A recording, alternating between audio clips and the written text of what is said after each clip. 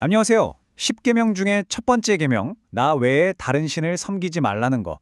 아마 모르시는 분은 거의 없을 거예요. 너무 유명하죠? 근데 혹시 이런 질문 해보신 적 있으세요? 왜 수많은 규칙들 중에 하필 이게 첫 번째였을까? 하는 질문이요. 오늘 이 시간에는 단순히 계명의 내용을 아는 걸 넘어서요. 400년의 노예 생활을 막 끝낸 이스라엘 백성에게 이 첫 번째 계명이 대체 어떤 의미였는지 그 깊은 속뜻을 한번 같이 파헤쳐 보겠습니다. 자, 이 질문부터 한번 같이 생각해 보시죠. 400년이라는 어마어마한 세월 동안 노예로 살다가 마침내 자유를 얻었어요. 수백만 명의 사람들한테 당장 가장 시급한 게 뭐였을까요? 아마 대부분 먹을 것, 마실 물, 또 안전하게 잘 곳 이런 걸 떠올리실 거예요. 물론 그것들도 절대적으로 중요했죠. 하지만 이 이야기의 핵심은요, 그 모든 생존의 문제보다 훨씬 더 근본적이고 시급하게 해결해야 할 문제가 있었다는 겁니다. 바로 정체성의 문제였어요. 바로 이게 그들의 가장 큰 문제였습니다. 이스라엘 백성은 물리적으로는 이집트를 탈출했잖아요. 그런데 그들의 생각, 가치관, 한마디로 그 정신은요, 400년 동안 너무나 깊이 뿌리내린 이집트의 방식에 여전히 아주 단단히 묶여 있었다는 거죠. 이건 마치 오랫동안 새장에 갇혀있던 새가 문이 열렸는데도 날아가는 법을 잊어버린 것과 같아요. 몸은 자유를 얻었지만 마음은 아직 보이지 않는 이집트라는 감옥에 갇혀 있었던 겁니다. 400년이라는 시간을 한번 상상해 보세요. 이게 어느 정도냐면요. 한 세대를 30년으로만 잡아도 무려 13세대가 넘는 시간이에요. 그 긴 시간 동안 이스라엘 백성에게 이집트의 문화, 특히 수많은 신들을 섬기는 이 다신교적인 세계관은요, 그냥 숨쉬는 공기처럼 너무나 자연스러운 거였어요. 이게 세상의 이치라고 배우고 자랐죠. 그런데 바로 그 상식이 그들이 앞으로 마주하게 될 새로운 현실, 그러니까 단 하나의 신만을 섬겨야 한다는 그 요구와는 완전히 180도 다른 것이었습니다. 당시 이집트에서 신앙은 뭐랄까? 오늘날 우리가 쇼핑하는 거랑 좀 비슷했어요. 아주 철저하게 거래에 기반했죠. 신들은 숭고한 경배의 대상이라기보다는 내 소원을 들어주는 도구에 가까웠습니다. 충성심은 오직 최고의 결과를 보장하는 신에게만 주어졌어요. 예를 들어 농사를 위해서 나일강의 신에게 빌었는데 계속 가뭄이 든다? 그럼 미련 없이 태양신 라에게 가서 비는 겁니다. 마치 이 가게 물건이 별로면 그냥 다른 가게로 옮겨가는 것처럼 신을 바꾸는데 아무런 거리낌이 없었던 거죠. 자, 이 슬라이드가 이번 분석의 핵심 중 하나입니다. 두 세계관의 차이를 한눈에 딱 보여주죠. 왼쪽의 이집트 세계관을 한번 보세요. 신이 많으니까 선택의 폭이 넓어요. 질문은 이거죠. 어떤 신이 내 소원을 들어줄까? 아주 거래적인 질문입니다. 더 강한 신이 나타나면 언제든지 갈아탈 수 있어요. 반면에 오른쪽의 언약 세계관은 완전히 다릅니다. 신은 오직 한 분뿐이에요. 질문도 다르죠. 나를 구원하신 분이 누구인가? 관계적인 질문입니다. 유일무이한 관계라서 대체가 불가능하죠. 이스라엘 백성에게 이 오른쪽의 개념은 아마 그야말로 외계어처럼 들렸을 겁니다. 이 상황을 요즘 시대에 비유하자면 딱 이렇습니다. 마치 간절한 수험생이 부처님이든 하나님이든 조상님이든 제발 어느 분이든 좋으니까 제 소원 좀 들어주세요 하고 비는 것과 똑같아요. 중요한 건 신의 정체성이 아니라 내 소원이 이뤄지는 것이죠. 바로 이 생각이 당시 이스라엘 백성의 정신에 깊숙이 박혀있는 기본 설정값이었던 겁니다. 그렇다면 이렇게 깊이 뿌리내린 사고방식을 대체 어떻게 바꿀 수 있을까요? 하나님이 제시한 해결책은요, 점진적인 변화가 아니었어요. 바로 첫 번째 계명을 통해서 그들의 낡은 세계관의 가장 중심부를 그냥 정면으로 가격하는 것이었습니다. 이것이 바로 그 혁명의 시작이었습니다. 너는 나 외에는 다른 신들을 내게 두지 말라. 이집트에서는 수많은 신들 중에 하나를 더하거나 빼는 게 자유로웠잖아요. 하지만 이 선언은 그런 선택의 여지를 아예 원천적으로 차단해버립니다. 이건 단순히 새로운 규칙 하나를 추가하는 게 아니고요. 그들이 400년간 유지해온 그 종교적인 쇼핑몰 자체를 폐쇄하라는 그들의 세계관을 뿌리부터 뒤흔드는 폭탄 선언과도 같았습니다. 이 명령이 얼마나 강력했는지는 사용된 단어에서 바로 드러납니다.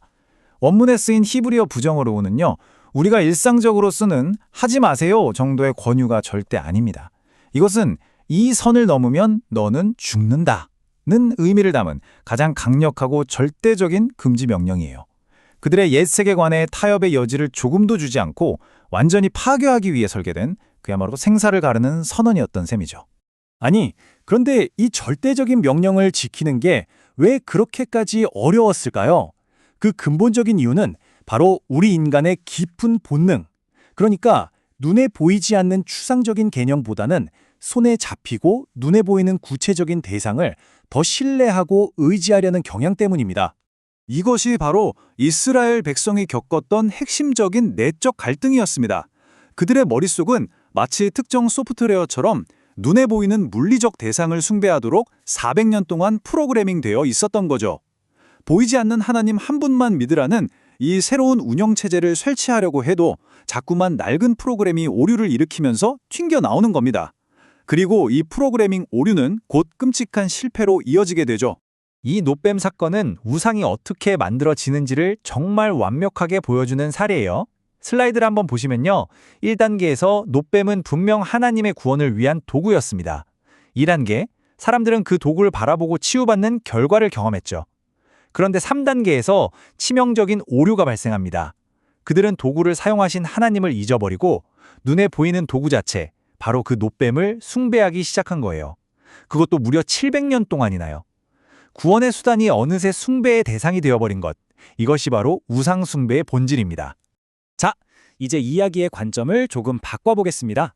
만약에 이 계명들이 단순히 지켜야 할 차가운 규칙의 목록에 불과했다면 이스라엘의 역사는 그냥 실패의 연속이었을 거예요.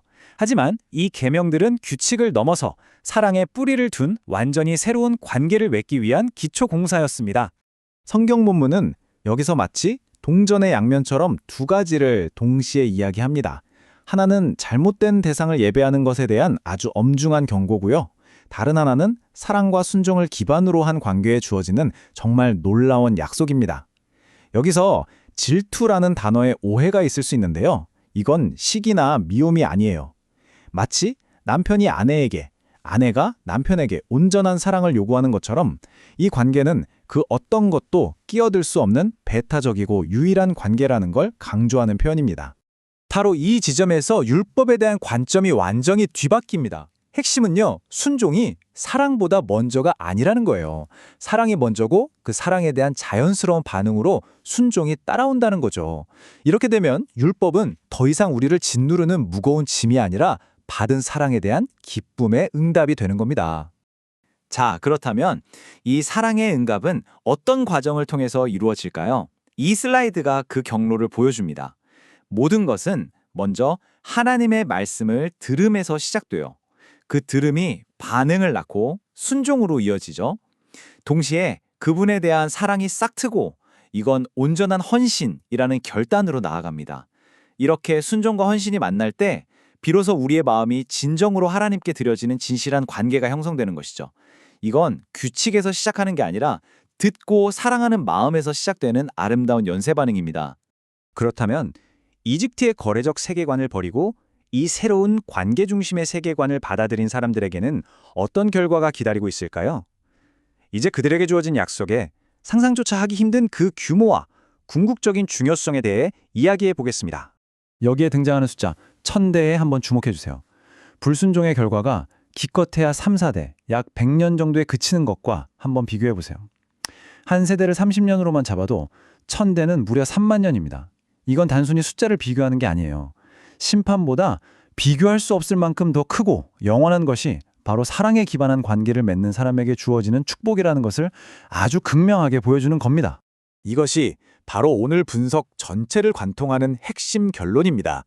우리가 처음에 던졌던 질문, 왜 이 계명이 첫 번째여야만 했는가에 대한 답이 바로 여기에 있는 거죠. 10계명은 규칙 목록이 아니라 관계에 대한 이야기이기 때문입니다. 다른 어떤 법이나 규칙을 세우기 전에 먼저 우리가 어떤 관계인가를 정의하는 것, 즉 배타적이고 유일한 관계를 확립하는 것이 모든 것의 시작이자 가장 필수적인 첫걸음이었던 겁니다. 이제 마지막으로 이 질문을 여러분 각자에게 던지면서 오늘 분석을 마무리하고자 합니다.